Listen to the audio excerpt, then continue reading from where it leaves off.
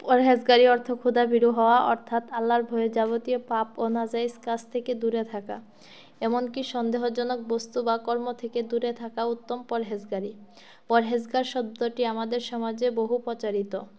টুপি দাড়ি থাকলে আর মসজিদের জামাতে নিয়মিত শরিক হলে আমরা তাকে পরহেজগার বলে থাকি।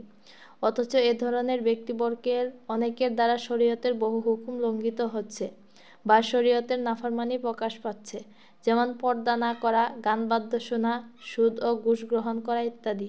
প্রকৃতপক্ষে এ ধরনের গুনাহে লিপ্ত ব্যক্তি কখনো পরহেজগার বিবেচিত হতে পারে না। পরহেজগার ব্যক্তির মধ্যে 10টি গুণ ও বৈশিষ্ট্য থাকা অপরিহার্য।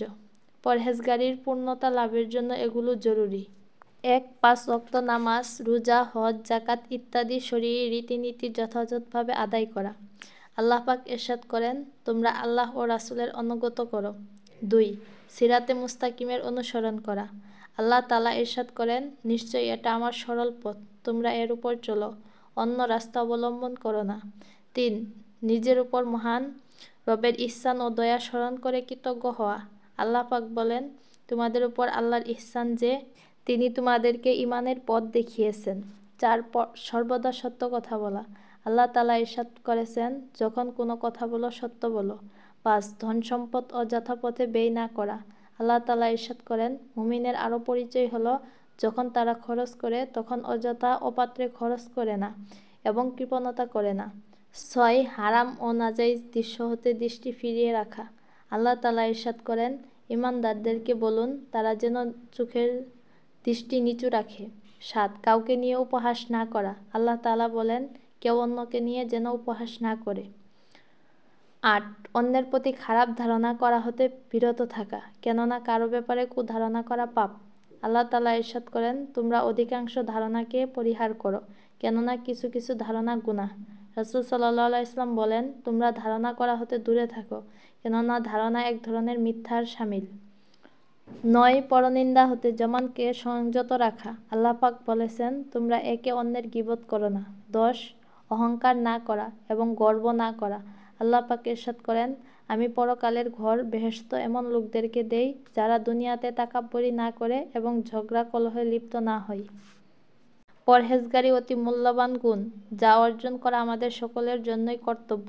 অথচ আমরা অনেকেই প্রকৃত পরহেজগারি থেকে বেশ দূরে অবস্থান করেছি। এ ব্যাপারে আমাদের ইসলাহ অতীব জরুরি। পরহেজগারি সম্বন্ধে রাসূল সাল্লাল্লাহু আলাইহি ওয়াসাল্লামের বহু হাদিস রয়েছে। রাসূল সাল্লাল্লাহু আলাইহি ওয়াসাল্লাম ইরশাদ করেন, রোজ কিয়ামতে পরহেজগার ক্ষুধাভীরু লোকদের থেকে আল্লাহ পাক হিসাব গ্রহণ করতে লজ্জা বোধ করবেন। রাসূল সাল্লাল্লাহু আলাইহি ওয়াসাল্লাম ইরশাদ করেছেন, তোমার নিকট হতে হিসাব নেওয়ার আগে তোমার হিসাব তুমি গ্রহণ করো। তোমার আমলসমূহ ওজন দিবার পূর্বে তুমি তোমার আমলের ওজন করে দেখো। রাসূল সাল্লাল্লাহু আলাইহি ওয়াসাল্লাম ইরশাদ করেন, সন্দেহজনক কাজ পরিত্যাগ করো এবং সন্দেহমুক্ত কাজে তৎপর হও।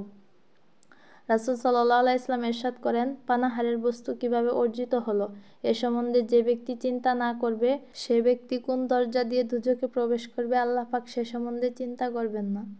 হযরত জাবের ইবনে আব্দুল্লাহ রাদিয়াল্লাহু তাআলা আনহু বলেন, রাসূল সাল্লাল্লাহু আলাইহি ওয়াসাল্লাম ইরশাদ করেছেন, হে লোক সকল, জীবিকা শেষ না হওয়া পর্যন্ত তোমাদের কেউ মৃত্যুবরণ করবে না।